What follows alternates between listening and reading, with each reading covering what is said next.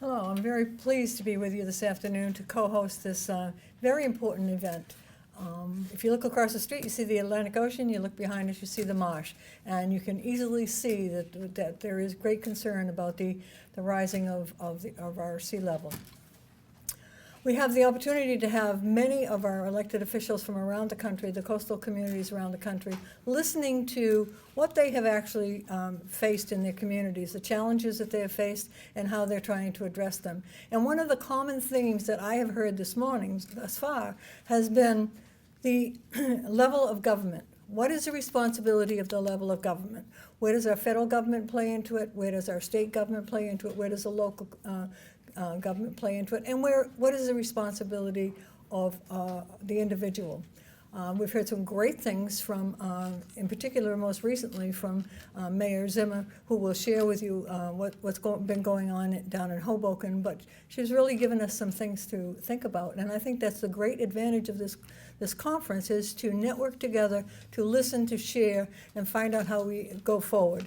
And perhaps some of our candidates that are coming into New Hampshire, because we do get to see them all, will begin to talk about this and find out just how we can play together. So I'm pleased to have everyone here. Thank you all for coming, and I will turn it back to you. Thanks. Thank you. Great, thank you very much. Now I would like to call up County Commissioner Steve Abrams from Palm Beach, Florida, Mayor Jeff Collier from Dauphin Island, Alabama, Mayor Don Zimmer from Hoboken, New Jersey, State Delegate Chris Stoley from Norfolk, Virginia, and Norfolk and Virginia Beach, is that right? And Mayor Donna Holliday from Newburyport, Massachusetts. Come on up, right? Oh, all right. Well, thank you, Senator. Thanks for hosting us at this conference. And I have to admit, I'm starting to appreciate global warming a little more, coming up from South Florida, a little chilly out there. Palm Beach County, where I'm from, is the third largest county and the third largest state now in the United States. We have about 45 miles of coastline. We are on the front lines of coastal flooding, having experienced over the past several years both coastal flooding, inland flooding. As I said earlier, we have had enough 100-year events now that I should be about 300 or 400 years old. What we're finding at the conference is that at the local level, coastal flooding is a nonpartisan issue. The local elected officials are the first responder. We have a good first responder right here from Hoboken who's going to tell you about that. But it's, though, essential to bring this to national attention because we rely on our federal officials for their help and for their support.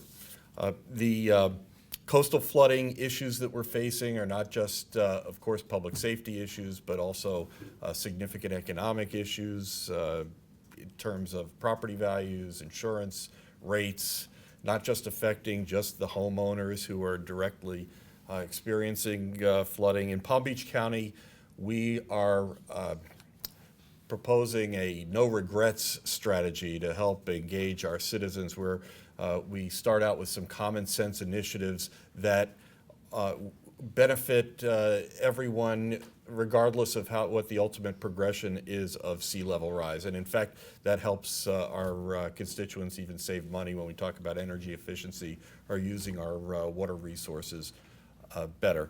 So I'm thrilled to be participating in the conference here. With the rising tides, maybe we can turn that into some rising voices to bring attention to the problem. I'm Mayor Zimmer from Hoboken, New Jersey. I actually grew up in New Hampshire and graduated from the University of New Hampshire. So it's really an honor to be here participating in what I believe to be the most important conversation that our presidential candidates need to be having. So I will say that for Hoboken, we are kind of an example of how the devastation that any one of our communities, of anyone here at this conference, may be facing next week. You never know what storm is going to be coming. And so we were devastated in Hoboken. 80% of our city was underwater. We had no power for up to 2 weeks. Practically everyone in Hoboken had that lovely process of cleaning out your home, your business. Our sanitation services were destroyed for several weeks. Up in our utilities substations were flooded. I mean, our transportation system was severely impacted, down for 3 months, which we rely on to get to jobs in New York City. It was devastating for our community, but we, I think, are potentially a model for other communities. We have a comprehensive plan, and thankfully the Rebuild by Design competition was created under former Secretary Donovan, and we're getting it done. We are proactively getting it done, and we have a comprehensive plan to protect our entire region, Hoboken, working with Weehawken, and working with Jersey City. I'm extremely proud of this plan and want to get it implemented. And I think that what we need, the conversation that we've been having is the policies need to change at the federal level to support taking a comprehensive approach, to support protecting our communities. And we need a conversation about getting at the root cause of climate change. And every presidential candidate should be looking at this issue. We're talking about 123 million people. We're talking about half of our country's GDP. I mean, it's economics. I mean, we all should agree on that, and this conversation should be front and center. So I'm honored to be here and participate in this conference, and this is a historic moment. You've got, Republicans and Democrats coming together and saying, we have to really push for this to be a part of the conversation. So thank you. My name is Jeff Collier. I'm the mayor of Dauphin Island, Alabama, which is just south of Mobile. And the unique part of why I'm here is the fact that our community is a barrier island.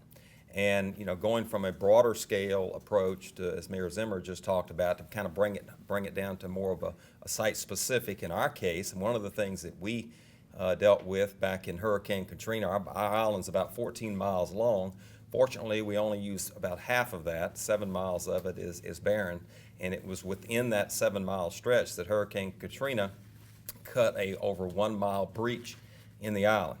And of course, we immediately recognized that had that happened somewhere just a little bit further to the east, we would have had a community that was totally cut in half. And so with that, we started looking very seriously through our comprehensive plan as well as what can we do as a coastal community to address that kind of a threat, and yet to maintain a community that is economically sustainable.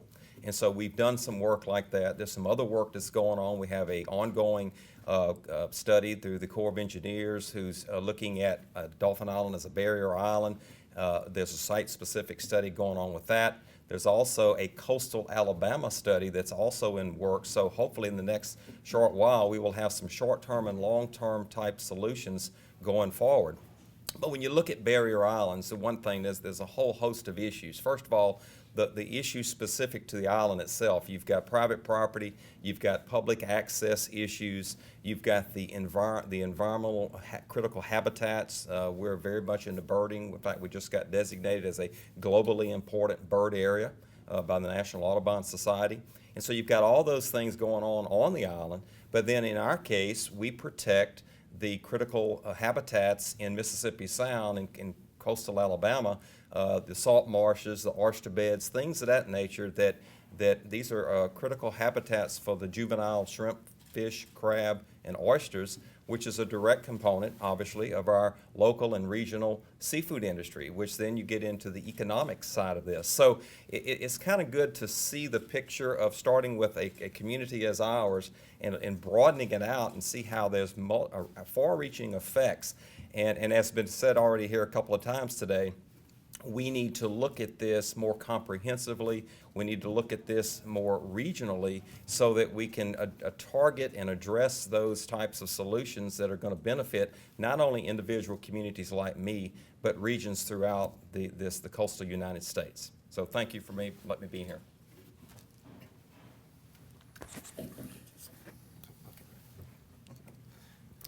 Good afternoon. I'm Chris Stolle. I represent the 83rd House District in the Virginia General Assembly. I'm really pleased to be here. I really like the focus of this meeting on coastal flooding. We are taking what is theory and moving it into practice. We're moving from thinking about it to actions moving forward. And quite frankly, the water that's coming in your neighbor's door does not care whether you're a Republican or a Democrat.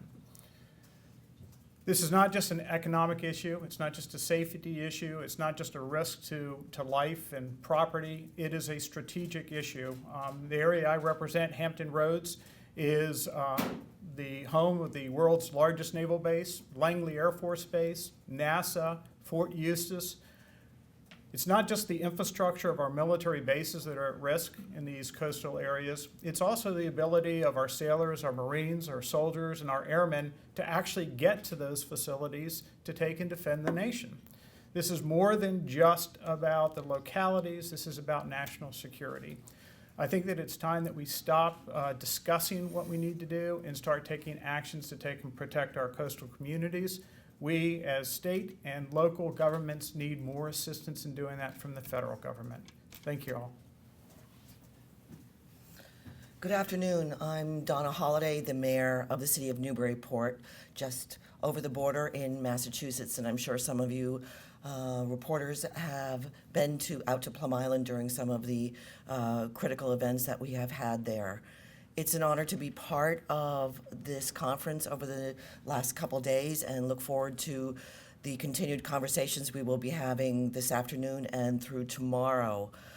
What has been really interesting is that every municipal leader, mayor, and others who have been here today have all described very unique and different geographic areas.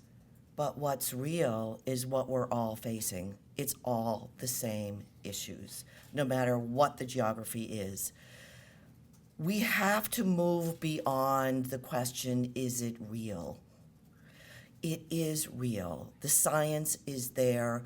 Climate change is happening. We're dealing with it on an ongoing basis. And how appropriate that this conference is happening here in New Hampshire, which is such a large primary state in a presidential election. And I think the message that we're really trying to get out to all of you is that this can no longer be a partisan issue. It can't be a debate. We need to work together, local communities, regional communities, and at a state and federal level to help all of our communities move forward and be prepared for the next event, which is just around the corner. Thank you.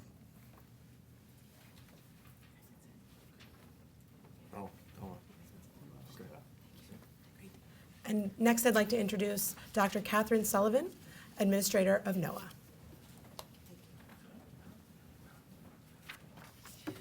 Thank you. Let me first echo all the leaders who've stood here before me for the appreciation to the organizers for bringing together such an informative and insightful and really, I think, critical conversation that brings together elected leaders from every level of city, state, and local government to understand, as our representative just said, the mayor of Newburyport just said, to understand what are those factors that are distinct in each locale and what are those issues that are common.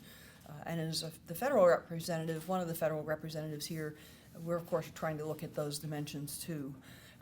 Couldn't agree more. Mother Nature, NOAA benefits from the fact that everyone understands there's not a partisan way to predict the weather or forecast storm surge. It just is, and that's the nature of our business. Earlier this month, we all saw on the news and watched, I'm sure with great horror, as more than 20 inches of rain fell over the course of one weekend in the central Atlantic coast. Governor Nikki Haley of South Carolina stated this was a 1,000-year rain event. And she also said these are historic levels of flooding. We're used to flooding along the coast, but to see it upstate and in the mountains isn't something that we're used to. More than a dozen deaths were reported in that event, dams breached, roads and bridges were washed out, parts of I-95 were closed to traffic and they've only just recently reopened. Businesses and homes were destroyed, and thousands of communities were left without water or electricity for extended times. Well, that may have been a 1 in 1,000-year event, but according to the National Climate Assessment, heavy downpours are increasing and become more frequent across the nation, especially in the last 3 to 5 years. Mayor Zimmer didn't mention it, but since the time a couple years ago when her town was in the news with Hurricane Sandy, she told you about that flooding. Hoboken's had 8 other nuisance flooding events, just heavy rain events, just rain and tide events. And every leader I heard this morning told similar tales. It's not once in 100 years anymore. In Hampton Roads, it's just about every heavy rain or tide. These are real intrusions into people's homes. These are real disruptions of businesses. These are real public safety and national defense disruption issues that are happening every day all around all three of our coasts. We live on an incredibly dynamic planet. It is always changing, and our climate is changing around us. And as that happens, we're going to see more of this: rising sea levels, warmer ocean temperatures, more intense storms. NOAA's role in all of this is to take the pulse of the planet and provide the data and the products, the information products, the tools to stakeholders such as are gathered here today, who make the critical decisions on the ground every day to keep their citizens safe, protect the value of their community, keep their economy going. We take as a central part of our work to provide the information and services that can help these communities become more resilient. And we mean at NOAA socially and economically and ecologically resilient, all three of those facets. You know us most prominently for our weather forecasts, watches, and warnings, which are used by emergency managers and others across the country to organize evacuations, keep people safe, and protect lives and property. But we're also the providers of the weekly, seasonal, and decadal drought forecasts and rainfall forecasts that the agricultural sector works. We're also providers of important services and decision tools for infrastructure and development, such as our Digital Coast suite of tools that provides users with easy-to-access, cost-effective tools and training to help coastal managers and planners and decision-makers deal with the sorts of challenges they face in our coastal communities. We talked this morning about NOAA's Coastal County Snapshot Flood Exposure Tool that's been used to assess critical facilities data for Louisiana coastal parishes and to identify structures that are located in the flood zone. We also talked this morning about our physical oceanographic real-time system, the PORTS system, a set of instruments around ports and harbors and bridges in the 25 of the major ports of our country that enable the 1.34 billion metric tons of cargo that transit U.S. ports and harbor every year to pass safely and efficiently. You're talking $1.79 trillion of economic activity that these communities support through their coastal harbors and ports infrastructures. And to ensure that that infrastructure can operate safely and efficiently is really paramount, not only to the economy of these communities, but to all of us across the entire country that depend on coastal-based supply chains, which is, in essence, all of us. Issues like climate change, coastal erosion, sea level rise, and others, these are not problems just of the coast. They don't stay on the coast. They affect the entire country. We saw this last month in South Carolina with upland flooding. We saw it a few years ago with Hurricane Irene. We see it through our ports and harbors every time there's any significant disruption to the flow of commerce through those vital nodes. So in order to develop real solutions to these problems, we're going to have to work together, as everyone here has said today, on the state, the local, and the federal levels. We have to find a way forward to be operating with better integrated strategies that are integrated from data and planning through risk management and financing, and that operate at the appropriate regional scales. I'm honored that NOAA is asked to contribute to this conference. We're learning a lot here today as well, and we look forward to remaining a part of the conversation with the partners that have gathered here for this important event. Thank you very much. Thank you very much. And now I'd like all of our speakers to come up, and we will take questions from the media. So it's a little bright up here, so if you could signal. Yes. Sam? So just to start, could we talk about specific policies that you all would like to hear presidential candidates talking about? I mean, are we talking about things that Congress would need to do, or are these things that an executive could do by him or herself? Yeah, I'm really advocating for a comprehensive approach. And so basically, just to step back and give you an example. In Hoboken, we have a fire station. Several of our fire stations were flooded. And the federal under FEMA, current FEMA policy, they can give me funding for repairing the fire station. But I said, I have this comprehensive plan. How about if the city puts in some money and I get this funding to help protect our entire city? And the answer is we just can't do it. That would require a change in legislation. So that is one thing that I'm advocating for. I mean, we need to really, instead of in this country where very much the policies are set up in a way where we're reactive instead of proactive. And, so changing those kinds of policies. I also think we need to really, and I'm starting a working group looking at the National Flood Insurance Program. I mean, I look to our friends in Henk Ovik and in the Netherlands, who was a special advisor to Secretary Donovan. And, in the Netherlands, instead of having flood insurance, they're putting in money towards the infrastructure. They're putting in money towards maintaining the infrastructure, and that's the conversation that I've started with the state about. We did receive, we have tremendous opportunity. We received funding, but ultimately we're going to have to maintain that and looking towards remodeling that flood insurance program, and that's something that I think needs to happen. So those are some of my ideas. Sure. I would just offer a comment that's also informed by Sandy experience. I served on the post-Sandy presidential task force that then Secretary Donovan chaired. And I was struck through all of those weeks and months how frequently FEMA Director Craig Fugate commented all of the laws that drive what FEMA is allowed and not allowed to do and that establish the framework for the procedures they follow. Those are all oriented towards build back to what you had before. But with the changing nature of environmental conditions around us and the growing recognition of the communities, the economies, the property values at risk in our coastal zones, we have to find a way to build forward to the risks we're facing, the changing risks that we're facing, and the tomorrow that we're going to face. FEMA can't do that on its own. FEMA would need the fundamental ground rules that it operates under in legislation to be adjusted to make that possible. And that's one example. There are many others: Housing and Urban Development, Department of Transportation, Environmental Protection Agency. Any of the federal agencies who have funds that are oriented towards aiding communities like these are bound by the current ground rules set in law about the purpose and the specifics that should guide their allocation. So for the agency behaviors and practices to change, the underlying permissions and legislation that they operate under would need to change. I'd just like to say something about the presidential candidates that are coming in. It isn't so much that we want to hear what their position is. I think what I want to hear from them is their willingness to listen to the people in the communities that have experienced these and work together with them to find a solution, not just to stand there and direct how things are going to happen, because it's the people on the ground in those situations that really inform a decision. So that's what I'm looking for, is the cooperative listening from the people.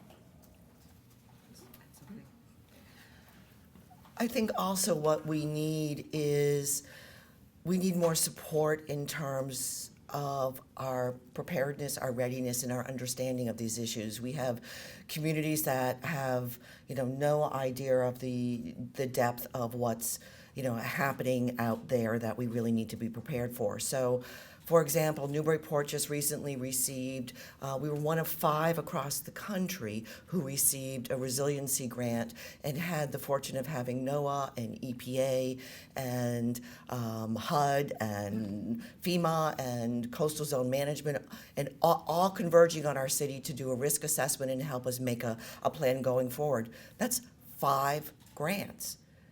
We need presidential candidates, we need members who are running for Congress to commit to helping communities move forward and doing these kinds of plans, because we just don't have the resources at this point.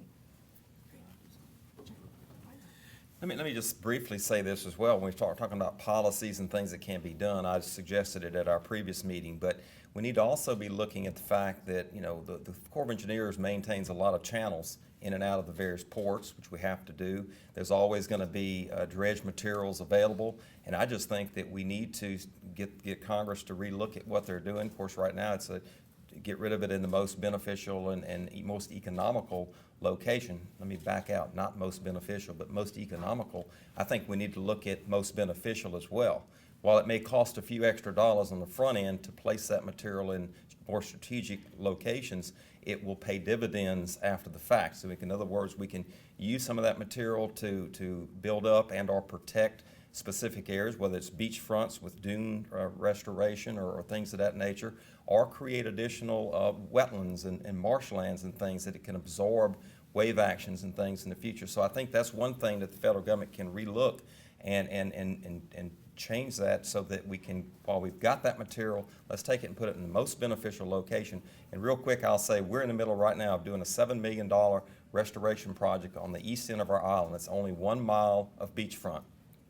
And the weird thing is where we're getting the material, currently where the Corps is dumping it 5 miles offshore.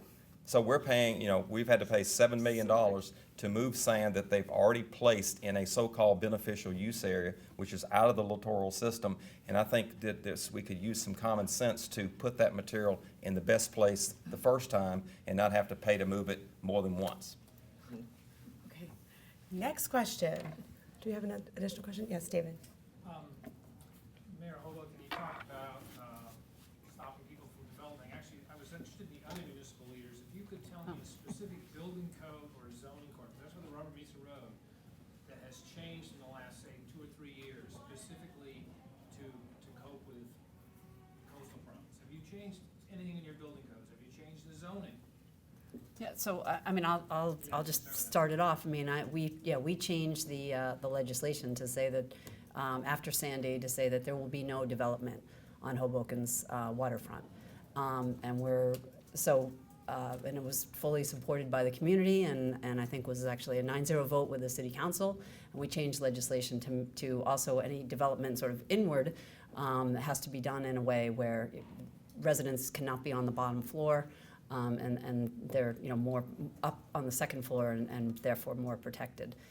We're facing a challenge from a developer and fighting it in federal court, and they're threatening to try and move it over to state court. So it's an ongoing challenge that we face. So it's, but I mean, we're trying to do the right thing, and I think we will ultimately succeed. And let me say, from a South Florida perspective, and we discussed earlier the fact that the 4 South Florida counties are now part of a Southeast Florida Coastal Climate Change Compact, is that's the first step in even addressing the issue that you've raised, is to in fact go back and take sea level rise into account when the municipalities and the counties issue their approvals. That had never been done in the comprehensive planning process before, at least in Palm Beach County, and I presume in the other counties, until we came together to deal with the issues. And so, you know, you're seeing counties pay more attention to their coastal construction control line and not building forward of that, as well as increasing the elevations upon which you can build, et cetera. So these are issues that are now being considered in South Florida by the counties as a result of our getting together to form the compact. I'd say it's actually a far more complex question than it may sound like on the surface.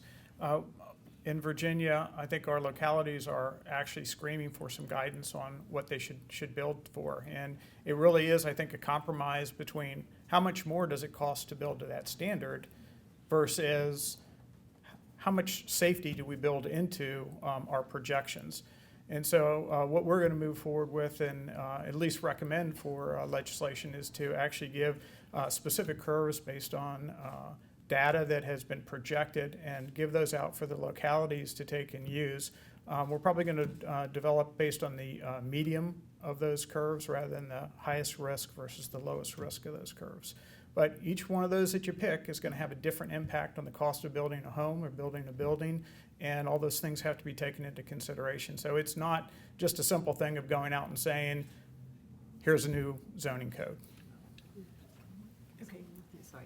So, yeah, I mean, we are also doing design guidelines, so I do want to say that, you know, we're also just trying to let residents know that here's the option, here's how it would work going forward, here's the recommendation. So you can't go back in time and tell someone how to rebuild their building, but we do have, when you come in, you want to make a home renovation, we've just developed design guidelines. We're the first in New Jersey to do it. We just received an award for it, and so, you know, there's also the voluntary approach as well that we're taking.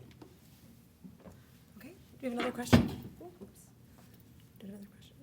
I'm just curious. Sure. You obviously all come from different regions, but what's the biggest problem you're all facing? Is there sort of just one common problem that Water. could be obviously, funding issues? I mean, Sure. I don't know. Water funding, yes. Well, it's funding, but, I think one of the points of the conference is for people to be coming together from different regions, but also from different parties to find common ground. And I think one of the areas where we can find a lot of good common ground, especially with Congress and the presidential candidates, is to cut through red tape. I know Mayor Zimmer had mentioned that earlier. The communities are always looking for more funding. However, there are limits on resources and willingness to provide funding at the federal level for states and localities. Although, we get a lot and we're appreciative of that. But I think an area where everyone can agree is the ability to coordinate better among agencies and to cut through a lot of the red tape, particularly after an event occurs. I know in our county we had, or I was a mayor before I was a commissioner, where I presided over the recovery and of 3 hurricanes in 14 months. And to deal with FEMA and all of the bookkeeping that's necessary to keep track of the reimbursements that we would receive from FEMA for 3 hurricanes in 14 months was a monumental effort, and that's why it's still, in fact, going on with FEMA, the negotiations to recover the money and the back and forth of that. So in my view, this conference, if there's anything that can come out of it that would be something everyone could agree on and we could go forward with, would be to advocate for cutting through the bureaucratic red tape. I'd just like to say real quick on that. I agree absolutely with the red tape. I would say the other really problem that we're facing is priorities. You sit there and I believe all states require a balanced budget. And you sit there and you go, I want to take and start funding these projects. Where's that money coming from? Are we going to cut health care? Are we going to cut education? Do you address immediate issues that you have, or do you address long-term issues? And I think from a state perspective, that's the biggest issue that we face, is how do you balance those? What is the real threat going forward? How immediate is that threat? And how does that compare to providing medications to somebody who is below the poverty level? Actually, Dr. Sullivan, if you'd like to add, from the federal perspective, what do you hear most commonly about this issue? I think what I hear most commonly is the greater harmonization and coordination among federal agencies. Each agency's current products and services originate from past laws, from past practice. They've each originated quite independently, and so when a community reaches out or needs assistance from multiple hands of the federal government, you don't feel like you're getting 2 hands connected to the same body. And oftentimes you're not, because they're each driven not by, to too great a degree, they may be driven by a common purpose, but the specification of what that purpose is and how to meet it was written entirely differently by different communities and different laws over different times. And again, the federal individuals you're facing are bound by those rules. They have the force of law and cannot be waived or flexed by folks in the civil service. So this again comes back to how can this conversation with this very impressive array of nationwide, local, and state level leaders, how might their voices on this help catalyze improvements within the agencies that do lie within the span of control we have and the changes we legitimately can make, and any other changes that need to be made via legislation to better harmonize and better integrate and coordinate the integrated federal agency response to issues like these. They cut across. Mother Nature doesn't care about partisan boundaries. Mother Nature also doesn't care about the administrative buckets into which we've organized our federal government or our state houses or our local governments. When she hits us with something, she hits all of us with something, and it takes all of us finding ways to come together despite the labels or despite the rule books or despite the boundary lines and work together.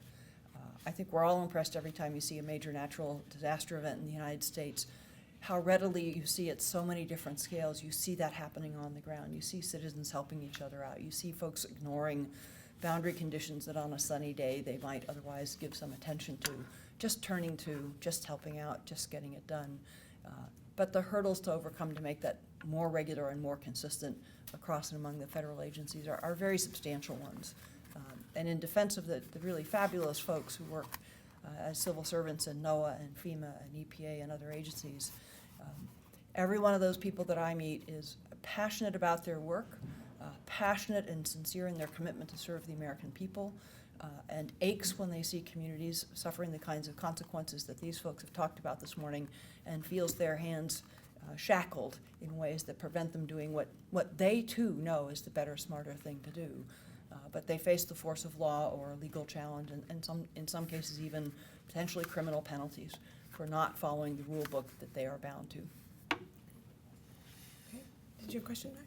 Yeah, you know, you talk about the importance of getting legislature involved, so what's the status of your alliances there? How long have you been advocating, and, you know, what's the status? I mean, do you have friends there? How many friends do you have? Well, I mean, I'm a politician. I'll just say, I mean, I think that's why this event is so important, because what we have is, I think it's 18 of the 23 coastal states represented here, and we have literally, I think it's about half Republican, half Democrats. So that is the conversation that we're having, you know, potentially like coming together and having potentially a stronger voice to say we really need change. I mean, Dr. Sullivan has laid it out. I mean, there's legislative changes that need to happen so that we can build back stronger and we can have a more comprehensive approach and we can be better protected for the future and be more proactive instead of reactive. But the challenge is that we're, you know, a lot of us are mayors, we're working, you know, I'm running the city every day, and you know, like, no, I don't have time to be. I've gone down and testified before Congress, but like, you know, so that's why. I mean, that's what we're saying is we need for there to be more attention on this issue, and for, you know, for these presidential candidates. I mean, they should be thinking about it. They should be, you know, I want to hear that they're open to this, that they recognize that changes need to happen, and that we need to change our approach. So that, I mean, I think we're with this conference, potentially, we're creating something where we perhaps could be a stronger voice going forward for change. Max, I would like to just add that in New Hampshire, you know, a couple of years ago, Senator Waters and I and others co-sponsored a piece of legislation to establish the Coastal Risks and Hazards Commission. And that's one of the things that's coming out of that commission. We're having our first report will be out in November, and it will look to what we might do as far as the legislature is concerned. I know we're doing exactly that, getting our departments to work together and figure in the increase in participation and flooding and everything else in their actions of what they do. So you will see legislation coming forward to recommend to communities how they might address the flooding in their areas. I think we have time for. That's good. I think we have time for one more question. If anyone has one, sure. So in a world of scarce resources, there are going to be some places that are going to be harder to protect than others. We might actually be standing in one of the places that's harder to protect than others. So I know we've already heard that asking communities to retreat is not an acceptable policy. Anyone care to comment on that? That's a great question. I mean, yeah, yeah, it is. Yeah, I mean, I have a little bit of a different perspective on that, and I do feel that it was. I feel really good about the legislation that we passed, saying we're not going to do new development along our waterfront, and I think as we look at what's happening, the impact of climate change, that communities need to take a closer look at that. We're not talking about taking away buildings that already exist, but for future development, I think there should be really strong consideration of not developing in, you know, highly exposed areas.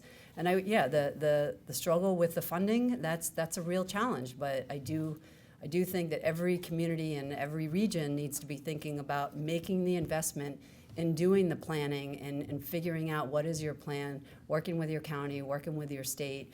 And then sadly, you know, until real change can be made, you need to have that plan in place, invest as much as you can, and if you're the next Sandy, potentially that's where you're going to get the funding. I mean, you know, hopefully we'll be able to change and take a more proactive approach.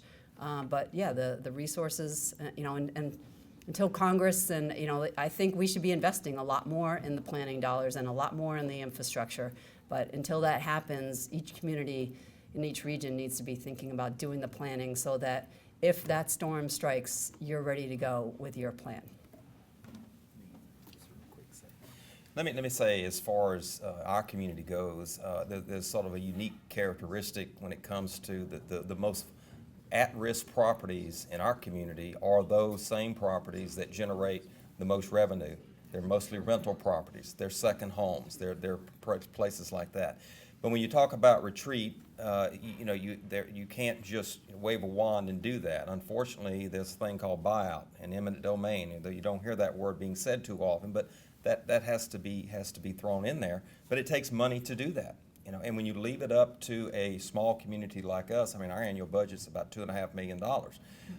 We don't have the capacity to go out and purchase, if you will, those repetitive loss properties, things of that nature. In fact, after Katrina, we had over 3 dozen homeowners who came forward requesting to be bought out, and none of them were done so. And so those are some things that we deal with as a small community on the front line.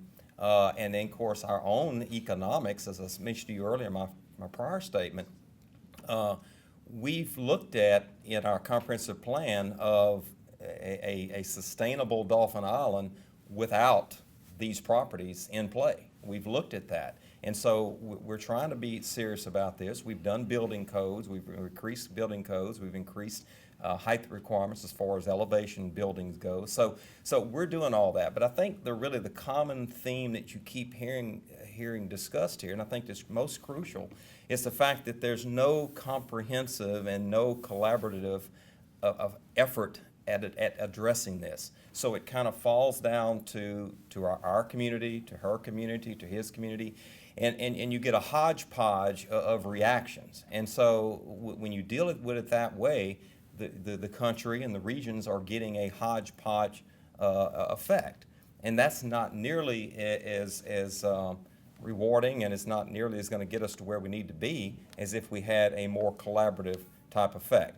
And so I think that kind of puts a personal spin on it, but it also shows you what we need to look for from not only each individual community, but looking at it on a broader scale as well. And I think your question may also be dictated by the markets. We heard this morning that bond rating agencies now may look at how communities react to coastal development, which just would encourage cities and counties to employ more stringent rules and regulations so that they could protect their investment. And in fact, it's almost a paradigm shift that is needed in education with the residents to make them understand that, in fact, you can have in the future more minimal development on the coast and actually increase the property values inland by doing that, by having the entire coastline be a community resource that everyone can enjoy and not maybe blocked off by tall condominiums. And there are some examples of that kind of development in the country. Seaside, Florida is a very prominent example of where the developers there did not build large condos on the Gulf Coast, but instead kept that as retail and community space and beachfront access. And in fact, the inland part of that community, which normally would not enjoy high property values because it would be blocked off from the more lucrative coastal areas, is in fact prospering and thriving. So it's these kinds of innovative ideas that we're going to have to look toward in the future. Okay. Well, thank you very much to all of our speakers and to all of our attendees, and that will wrap it up. Thank you.